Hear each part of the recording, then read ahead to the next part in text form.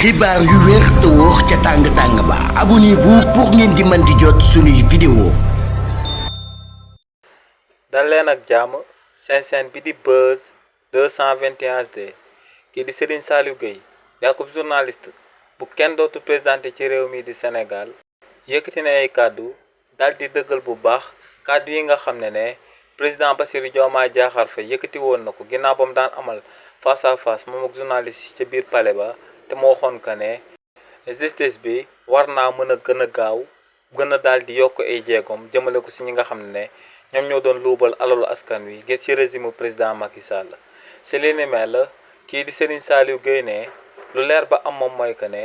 procédure bi nga xam ne moom la waa pôle judiciaire et financier daal di déclenché te mu ñeel fonds Covid 19 bi te ñu daal di ci tàmbale di am ay arrestation ne dossier boobee depuis avril 2024 moo ngi tege woon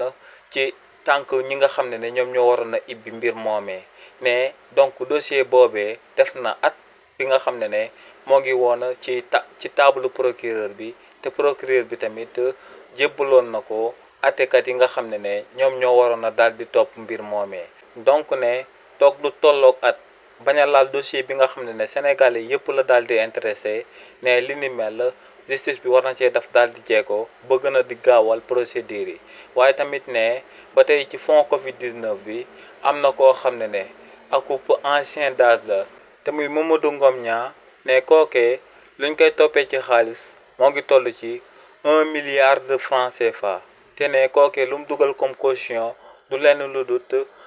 150 millions de francs CFA donc ne li ni mel nag warut woon a sabab benn yoon ñu daal di bàyyi Mamadou Ngom Niang moomee mu dem daal di ñibbi ne kookee dañ ko waroon a téy ci kaso bi ba mu daal di fay lu tollook 1 milliard wala lu ko jege sax wala xaaj bi ñu soog koo bàyyi mu dem daal di ñibbi waaye bu fayee 150 millions de francs CFA ñu daal di koy bàyyi mu ñibbi ne pour moom xaalis boobu dafa tuuti par rapport ak 1 milliard de francs CFA.